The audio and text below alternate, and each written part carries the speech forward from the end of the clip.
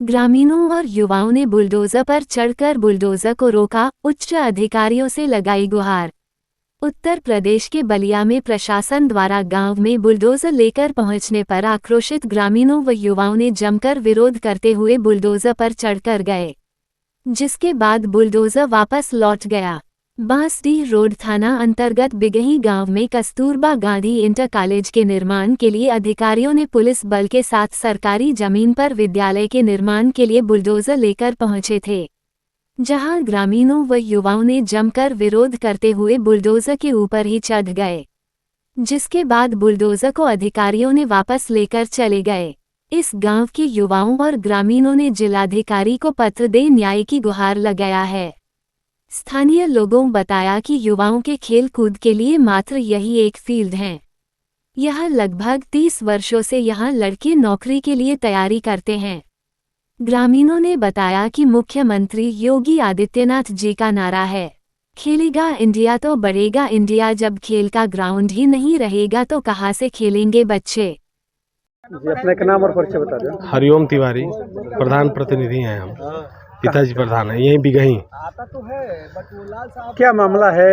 अभी आप लोग डीएम साहब के यहाँ गए थे, क्या ये प्रकरण है? ये मामला है कि कल बिना बताए पूरी टीम बुलडोजर लेके यहाँ पे आ गई कि निर्माण करना है, और हमारे सारे गांव के लोग आग के यहाँ पे बैठ गए कि बिना सूचना के, न प्रधान को सूचना किया गया, ना ग्रामीणों को मालूम था। अचानक वो लोग बुलडोजर लेके आ गए और पहले आए थे कि हमको एक विद्यालय बनाना है, तो विद्यालय के नाम पे वहाँ पे पुराना जर्जर भवन दिया गया तोड़ के कि आप वहाँ बना लीजिए, ये बच्चों का ग्राउंड छोड़ दीजिए। उन्होंने आश्वासन दिया कि ये आपके ग्राउंड के लिए रहेगा। उसके बाद फिर जैसे 6 महीना साल भर बीता कि अचानक वो लोग आ गए कि एक और विद्यालय बनाना है यहाँ पे, ये बीचों बीच विद्यालय ये ग्राउंड में बन रहा है। तो वही शासन प्रशासन से निवेदन है कि ये विद्यालय को कहीं दूसरे जगह समायोजन किया जाए। ये बच्चों का ग्राउंड है, जब बच्चे खेलेंगे ही नहीं तो आगे का भविष्य कैसा रहेगा। हम लोग जब से पैदा हुए हैं तब से इस ग्राउंड को देख रहे हैं, करीब 40 साल से ये ग्राउंड पड़ा हुआ है ऐसे ही। अचानक एक बैग सब लोग आ गए कि इसमें बनाना है। तो बस आदरणीय मोदी जी से, आदरणीय योगी जी से निवेदन है कि उन्हीं लोगों का नारा है कि खेलेगा इंडिया तो बढ़ेगा इंडिया। और जगहों पे जमीन है विद्यालय बनाने की? है, अगर शासन मांगेगा तो दिया जाएगा। जीएस की ज़मीन बहुत बड़ी है। अगर प्रशासन, डीएम साहब, इसी जगह को क्यों चुन रही है प्रशासन? अब ये खाली पड़ा है ना, ग्राउंड के नाम पे पड़ा है, तो लोगों को ये दिख रहा है कि खाली पड़ा है तो यहाँ पे लगा दिया जाए। रोज यहाँ पे किस तरह के बच्चे तैयारी करते हैं? रोज 100 लड़के यहाँ पे दौड़ते हैं, शाम को सुबह औरतें टहलती हैं, छठ का पूजा होता है यहाँ पे, और कम से कम जितने गरीब घर के बारात आती है 4-5 शादियाँ इसमें हो जाती है।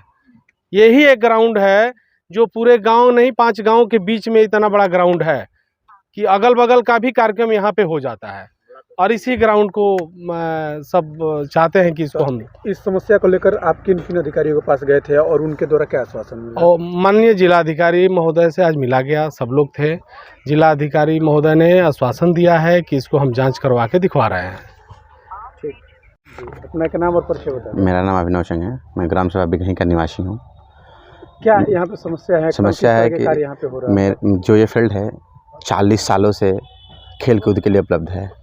अभी कुछ दिनों से कस्तूरबा देवी के नाम पे, कोई हॉस्टल बनने के नाम पे इस फील्ड की ज़मीन को अधिग्रहण किया जा रहा है, जो कि बेसिक शिक्षा तक के अधीन है, और बेसिक शिक्षा ने इसको अधिग्रहण करके कस्तूरबा देवी के नाम पे दिया जा रहा है।